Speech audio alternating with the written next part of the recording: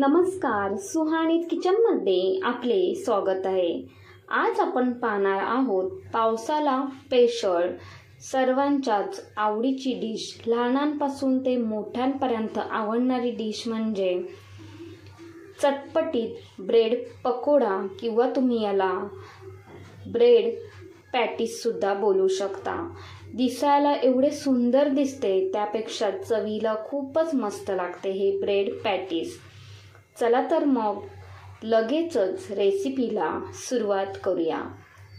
तर सर्वात प्रथम आपल्याला बटाटे बॉईल करून घ्यायचे आहेत। तर इथे मी बॉईल करून घेतलेले आहेत बटाटे, कुकरमध्ये बॉईल करून घेतले आहेत। तर आता एक पेस्ट तयार करून घ्यायची आहे। तर त्यासाठी 3 ते 4 कमी तिखटवाले हिरवी मिरची घेतलेली आहे, 5 ते 6 लसूणच्या पाकल्या आणि थोडीशी कोथिंबीर मिक्सरच्या भांड्यामध्ये घालून हे व्यवस्थित फिरवून घ्यायचं। तर इथे आपली पेस्ट तयार झालेली आहे। बटाटे थंड झालेत, आता बटाटे व्यवस्थित हे सोलून घ्यायचे आहेत। तर इथे मी अशा पद्धतीने सर्व बटाटे सोलून घेतलेत। तर सोलून घेतल्यानंतर एक फोर्क घेतले आणि फोर्कच्या साहाय्याने आपल्याला हे बटाटे व्यवस्थित मॅश करून घ्यायचे आहेत। तोपर्यंत चॅनलवर नवीन असाल तर चॅनलला सबस्क्राईब करा आणि बेल आयकॉनवरती क्लिक करा, म्हणजे माझे नवनवीन व्हिडिओ तुम्हाला पाहता येतील। तर इथे मी सर्व बटाटे मॅश करून घेतलेत। लगेचच आपल्याला भाजी तयार करून घ्यायची आहे। तर त्यासाठी कढई गरम करायला ठेवले, 1 चम्मचभर तेल घालून घ्यायचे।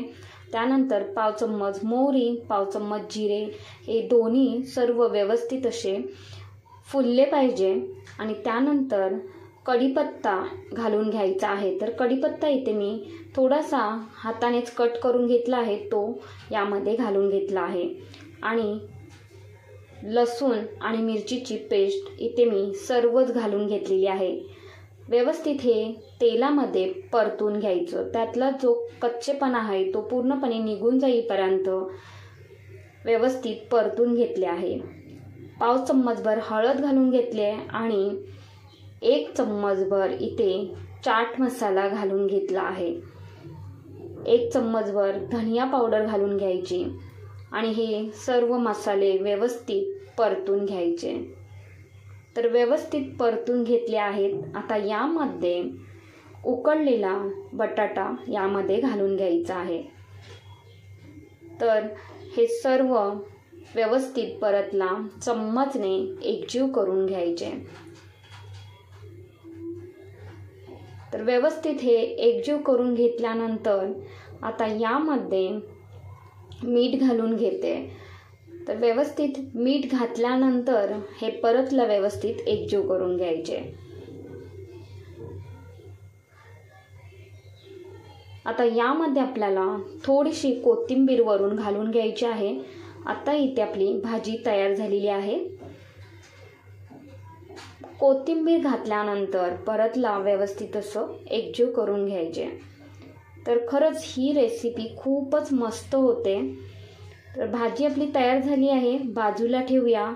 आता आपल्याला एक बॅटर तयार करून घ्यायचं आहे।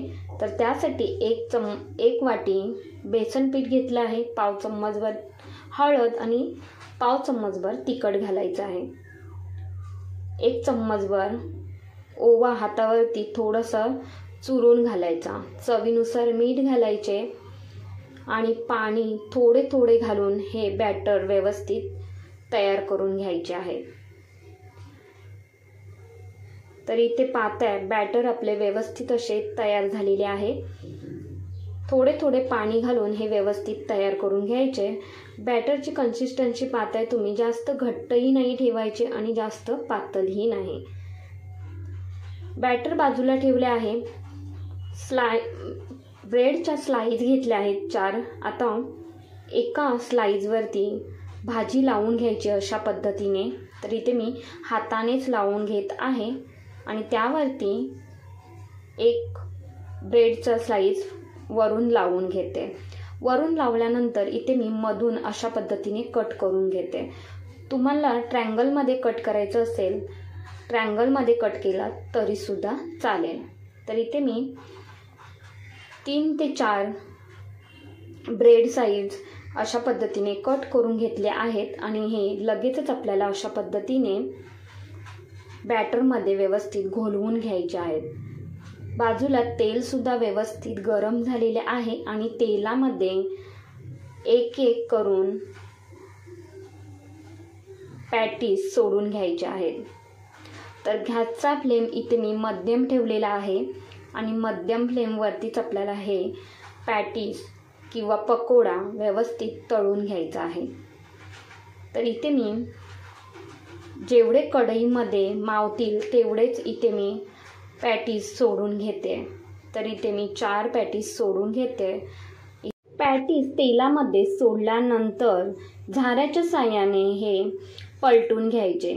तर अशाच पद्धतीने आलटून पलटून हे व्यवस्थित तळून घ्यायचे आहेत.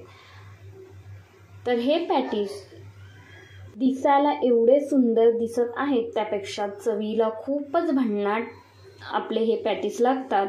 तर हे पॅटीस मस्त असे चटपटीत तयार झालेले आहेत, कारण यामध्ये जी आपण भाजी बनवलेली आहे तर त्यामध्ये आपण चाट मसाला घातलेला आहे, त्यामुळे ही भाजी चवीला तर खूपच मस्त आणि चटपटीत लागते. तर इथे रंग बदलेपर्यंत पॅटीस व्यवस्थित असे हे तळून घेतलेले आहेत. तर इथे पाहताय तुम्ही थोडासा रंगसुद्धा हा बदललेला आहे. तर बदामी रंग, सोनेरी रंग येईपर्यंत व्यवस्थित हे पॅटीस तळून घ्यायचे तेलामध्ये. आता एका झाऱ्याच्या साहाय्याने हे व्यवस्थित आपल्याला काढून घ्यायचे आहेत. तर इथे सर्व पॅटीस झाऱ्याच्या साहाय्याने काढून घेतलेत. एक्स्ट्राचे जे तेल आहे ते पूर्णपणे निथळून घ्यायचं अशा पद्धतीने. 4 ते 5 पॅटीस मस्त असे तयार करून घेतलेले आहेत. खरंच खूप सुंदर झालेले आहेत हे पॅटीस.